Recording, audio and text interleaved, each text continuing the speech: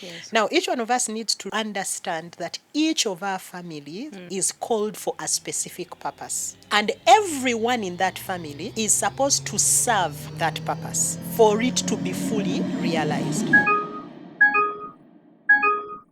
Due to public demand, we have decided that Dr. Eunice will be a common guest on the show. Today, we are going deep a little bit in family.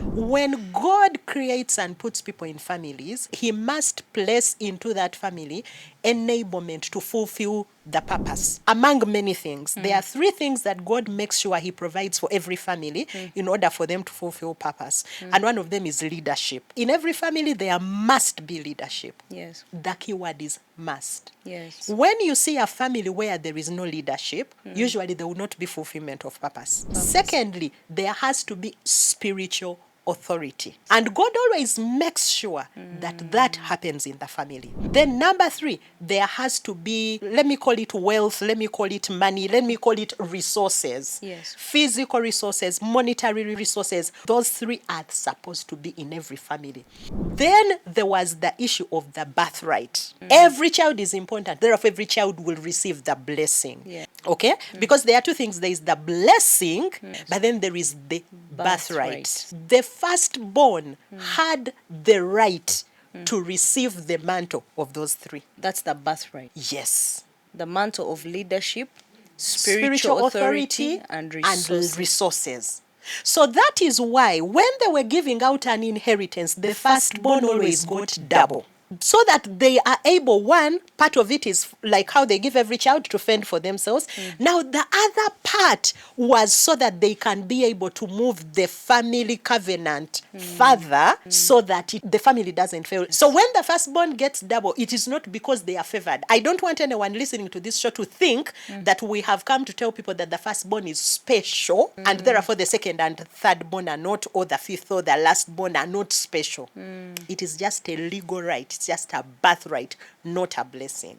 So be careful when you hear voices of insubordination. Be careful when your child has no leadership training. Be careful when your firstborn is poor. And be careful if they are laissez-faire like Esau. The reason why Esau sold his birthright was he doesn't care. Be careful. When you have a firstborn who can't fight, because spiritual authority is fighting authority, my friend. Whoa. So be careful with the firstborn who cannot speak, who cannot lead, who is poor, who doesn't care, who is lazy. When you see jealousy among children, then you know there is a problem. So greed, pride, lack of spiritual authority, a prayerless firstborn, they pray for 2 minutes, 5 minutes. Those are indicators. They are telltale signs. Your firstborn may never be the best in class. They may never be the best among the siblings, but leadership doesn't come with being the best in class. Yes. Spiritual authority doesn't come with being the best in class. Ability to manage resources doesn't come with being the best in class. Does your family have a vision?